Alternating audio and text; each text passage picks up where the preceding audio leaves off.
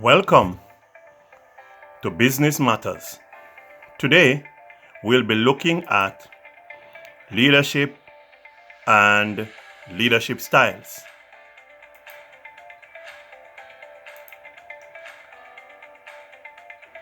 Our objective, we have some objectives for our lesson today, and we'll be focusing on defining who is a leader.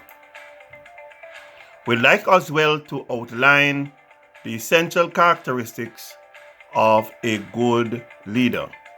And thirdly, we'd like to differentiate among the various leadership styles. So for this lesson, we're seeking to accomplish these objectives as we share matters relating to leadership. Let's begin. Who is a leader? According to Tozer, a leader is a person who is responsible for achieving objectives through others by creating the conditions in which they may be successful and for building and maintaining the team that he or she is a member of.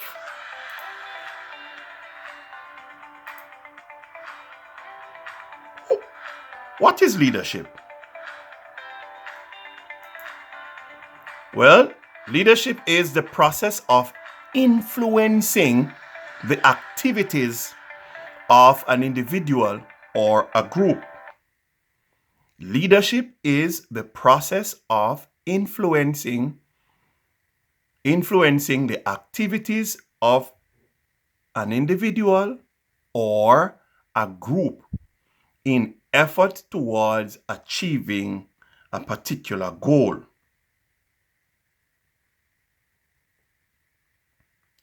Okay, so that is what we refer to as leadership. Now, leadership is also considered to be a relationship of influence among leaders and followers. So, when we talk about leadership, then we're talking about a process of influencing. Very significant in the concept of leadership is about an individual who is influencing others to accomplish a particular task. Now let us look at the essential characteristics of a good leader. What makes a good leader?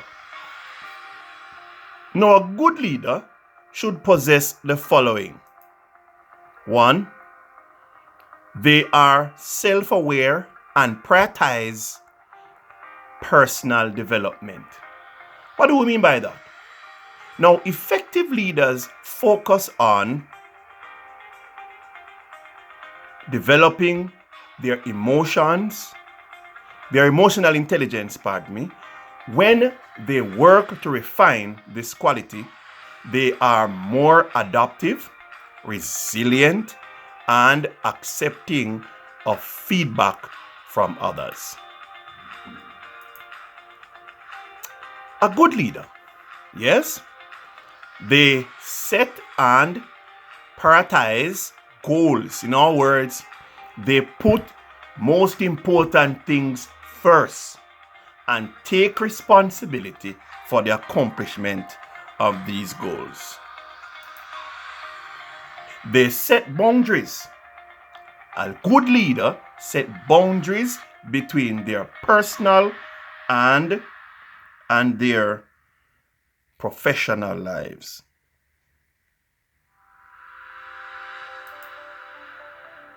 Number 2, a good leader focus on developing others.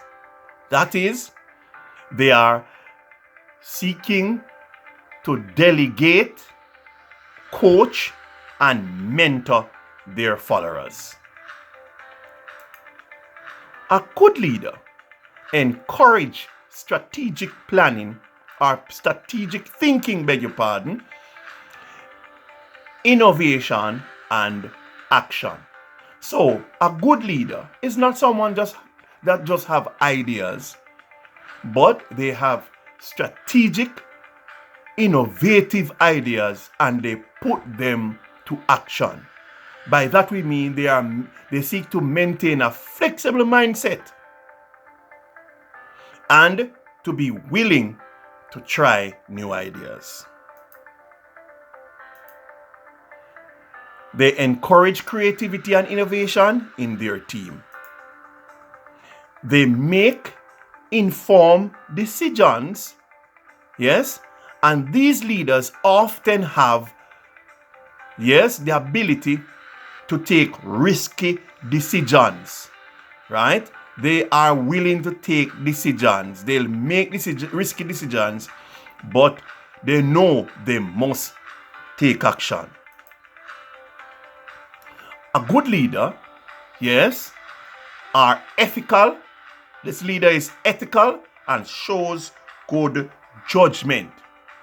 A strong leadership or strong leaders consider the ethical consequences of the decisions that they make for both the customers and their team. Very important.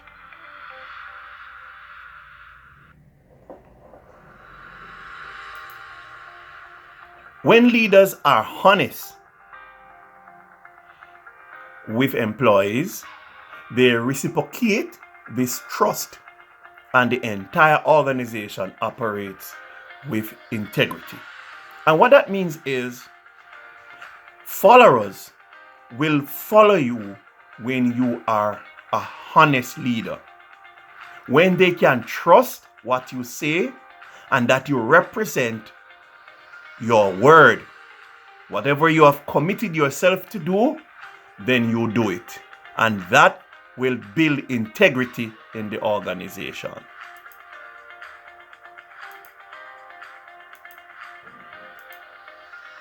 Number 5, a good leader practices effective communication. A good leader clearly communicates with individuals and the members in the entire company and to stakeholders outside of the organization. So you make good representation, not just with the workers internally, but with the stakeholders outside of the organization. A good leader understands that listening is just as critical as communicating by talking. They communicate these goals and targets frequently so that everyone in the organization knows what they are working towards. So good leaders clearly set out the goals and targets for the workers within the organization so that everyone knows exactly what they are working towards.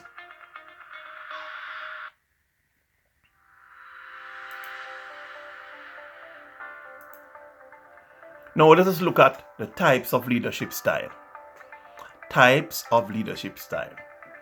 Now the research or the information exists that there are many different types of leadership style.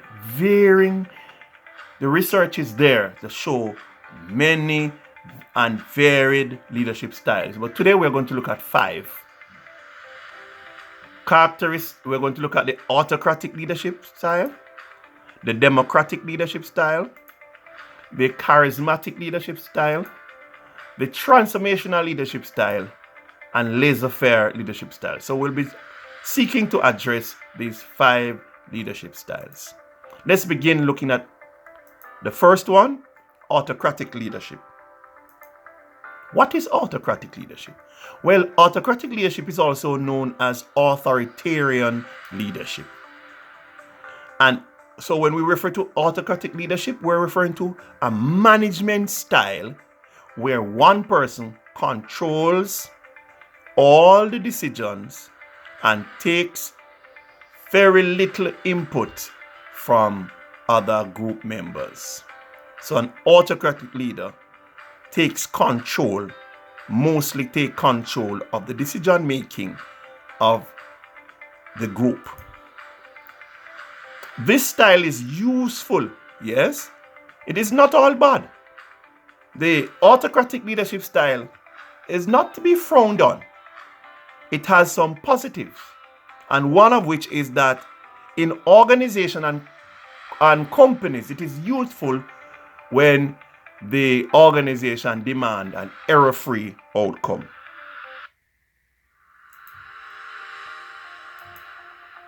What are those characteristics of the autocratic leadership style? 1, the leader does not consult with workers in decision making. Secondly, they operate in a highly structured environment. In other words, they are very keen in organizing and ensuring all the I's are dotted and all the T's are crossed, and they strive for efficiency. They do well in an efficient environment. They dictate all the working method and procedures. This leader is goal-oriented, so he's looking at the accomplishment of the goal. This leader as well, this autocratic leader, operates or uses rewards and punishment to motivate or control the workers.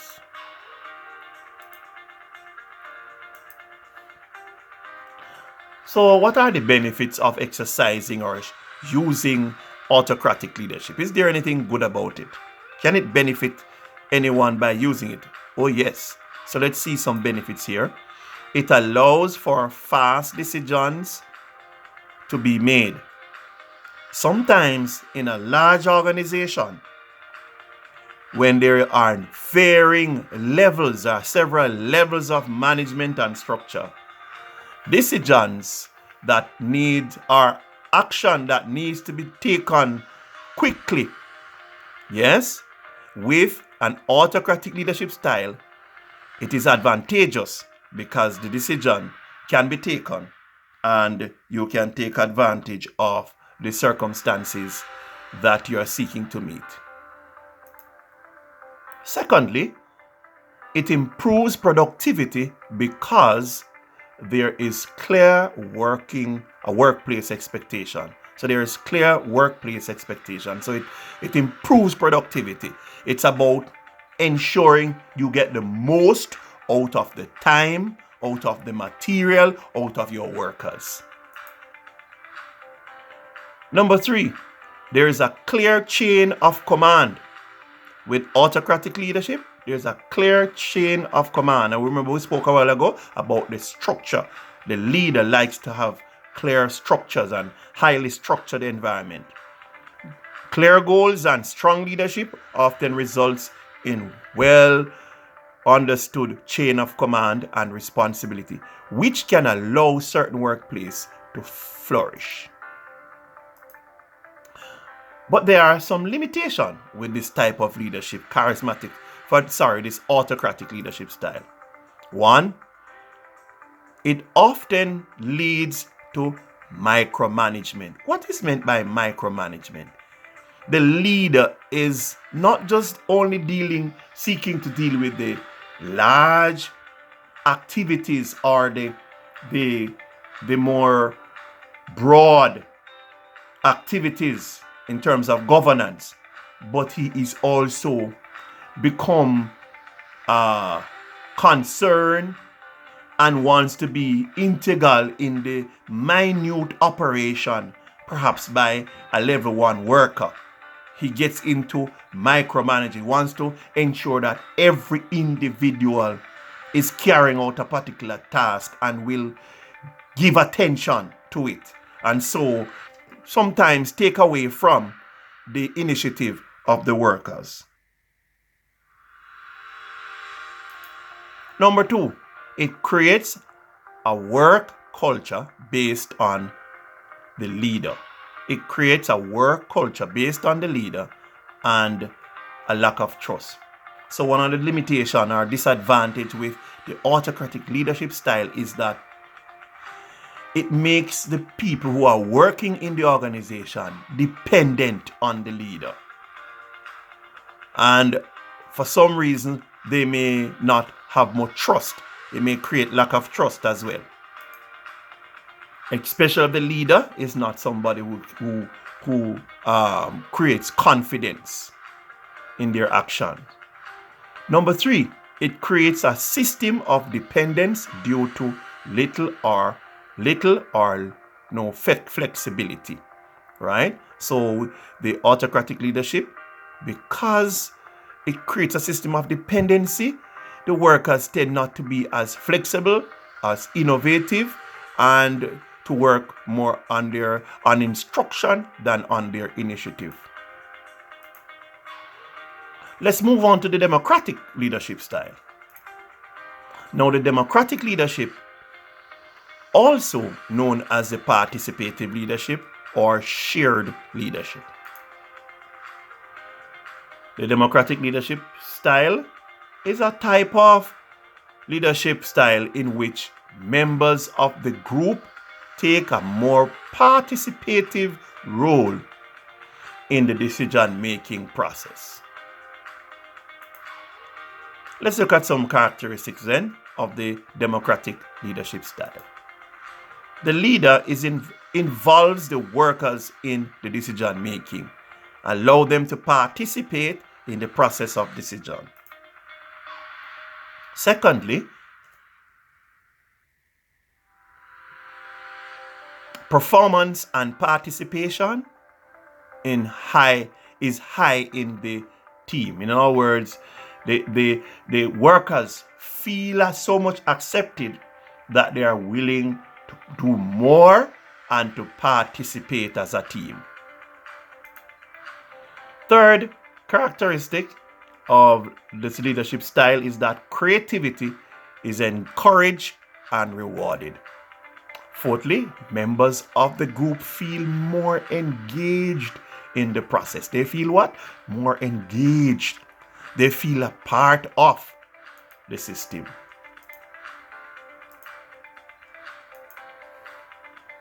What are some of the benefits of using a democratic leadership style? It brings more viewpoints to the table and allows for more efficient problem solving. It invites great higher levels of commitment, as we would have seen. Because the workers feel more a part of the organization, they become more committed. It builds team relationship. It increases the morale and job satisfaction. What are those limitations? Well, what are the limitations? 1, it can lead to procrastination. What do we mean by that? Because the democratic leadership style allows for participation and allows for members to have their input, it will slow down the speed in which decisions are taken. And as a result of that, the time gap between the time when the issue arises and the time when the decision is taken. So procrastination is putting it off for later. So democratic leadership style may lead to procrastination because the leader is waiting on others to make their input. It takes time to reach a consensus in the decisions. And guess what? No guarantee of best possible solution may arrive. Not effective with uneducated employees. In other words, the idea of democracy means participation of others. But if the individuals are not seized of the gravity of the issue, they may not be able to give constructive contribution to the process of the decision. That's what the idea is. It offers an element of continuing uncertainty, right? Because the decision takes so long, it may create a level of uncertainty as to what would be the end result of the decision or the process.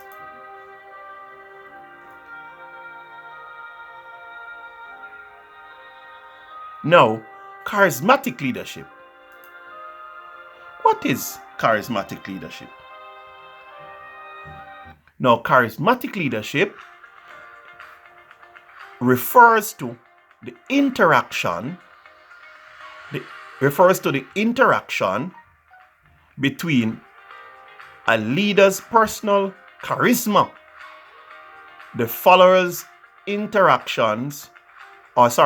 reaction to the leader, and situational characteristics.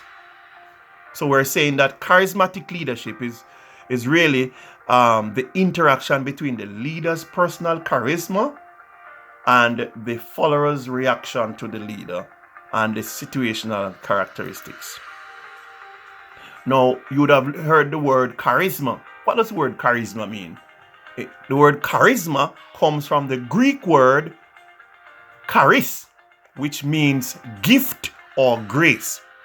So the charismatic leadership style depends heavily on the virtues and the abilities of the leader himself. Now, what are those characteristics of charismatic leadership? The leader thinks outside the box and are not afraid to take risk. That leader also, they are exceptionally self-confident. They have a strong ability to persuade and convince others. And it is said in Jamaica, Mr. Michael Manley was a charismatic leader. And our only Prime Minister, Ms. Portia Simpson, was also a charismatic leader. So, they are good at advocacy and works on the emotions of the followers. What are the benefits of exercising and showing a charismatic leadership style?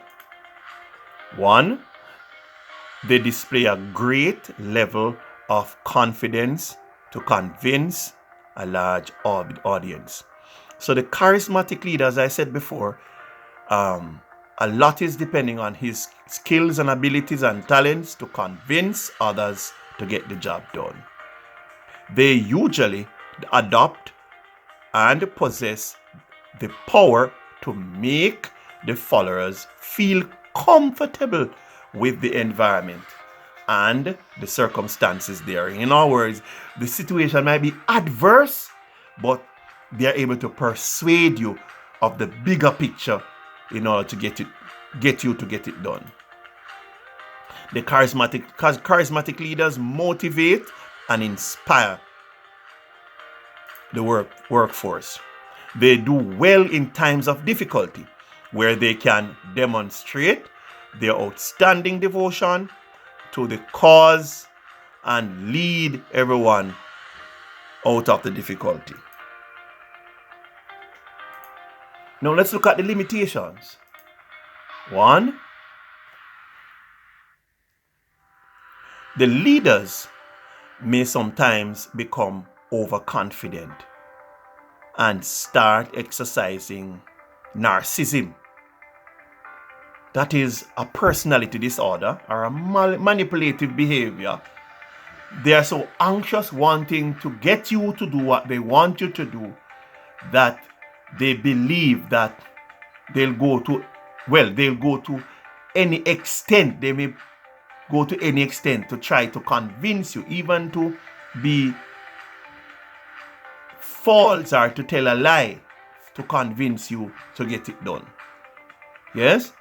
and which may threaten the harmony within the organization. So the leader may become overconfident or may get to the point where they are trying too hard to convince you on matters that is not convincible. The leaders might become self-serving. So it may become egoistic, might be start looking inward and seeking the praise and the glory for himself than the greater good of the organization. Number 3, they sometimes overestimate themselves and can even end up believing that they are above everything and everyone.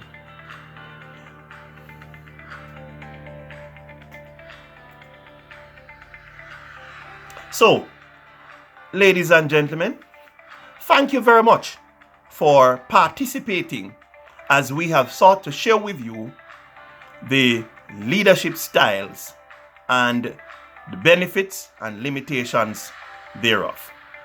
And part 2 on our next video will be sharing with you the other types of leadership style, transformational leadership style, the laissez-faire leadership style, and we will close the lesson showing you how they are different and how they are similar. And we will also seek to share with you, yes, how these leadership styles are helpful in the organization. Thank you very much.